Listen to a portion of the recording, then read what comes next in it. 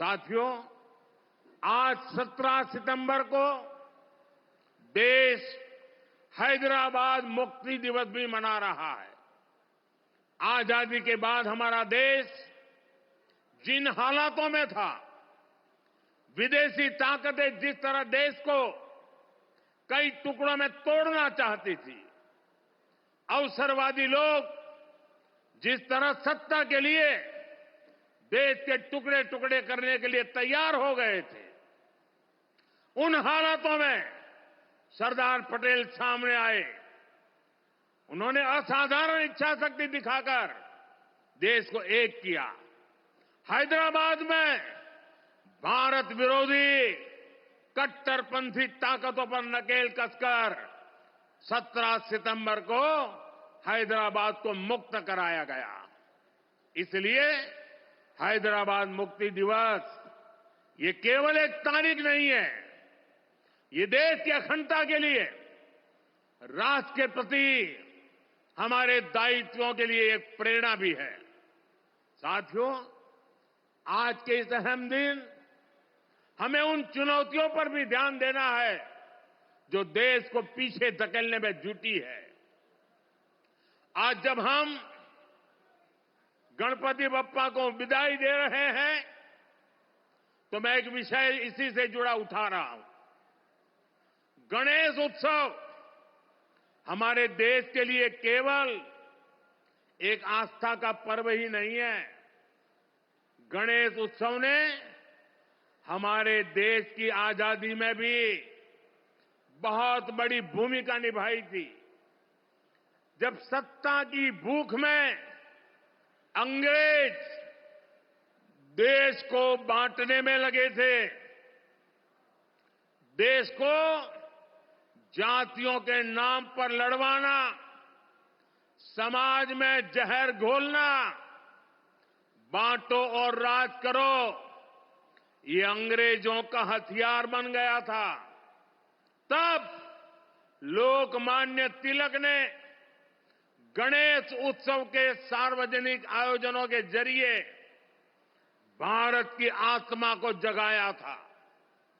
ऊंच नीच, भेदभाव, जात पात, इन सब से ऊपर उठकर हमारा धर्म हमें जोड़ना सिखाता है। गणेश उत्सव इसका प्रतीक बन गया था। आज भी जब गणेश उत्सव होता है, हर कोई उसमें शामिल होता है।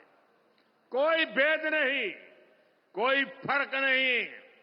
पूरा समाज एक शक्ति बन करके, एक सामर्थ्यवान बन करके खड़ा होता है।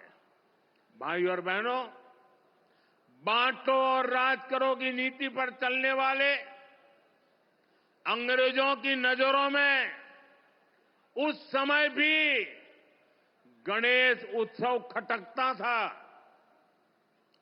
आज भी समाज को बांटने और तोड़ने में लगे सत्ता के भूखे लोगों को गणेश पूजा से परेशानी हो रही है।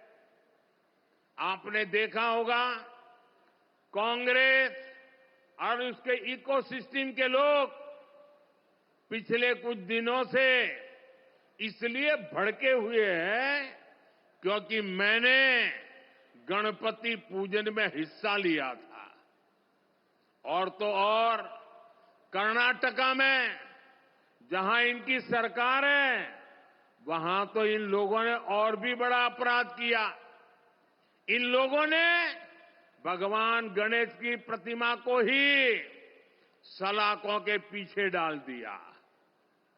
पूरा देश उन तस्वीरों से विचलित हो गया। ये नफरत भरी सोच, समाज में जहर घोलने की ये मानसिकता, ये हमारे देश के लिए बहुत खतरनाक है। इसलिए ऐसी नफरती ताकतों को हमें आगे नहीं बढ़ने देना है।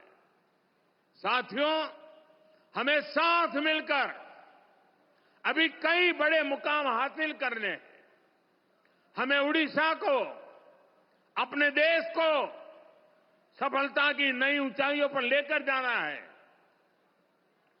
ओडिशा बांसी करो समर्थनो पोइमो चिरऋणी मोदी रो अस्सा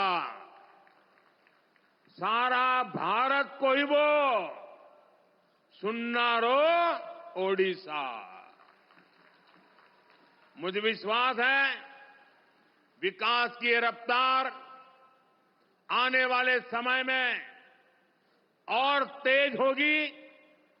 मैं एक बार फिर आप सबको बहुत बहुत बधाई देता हूं।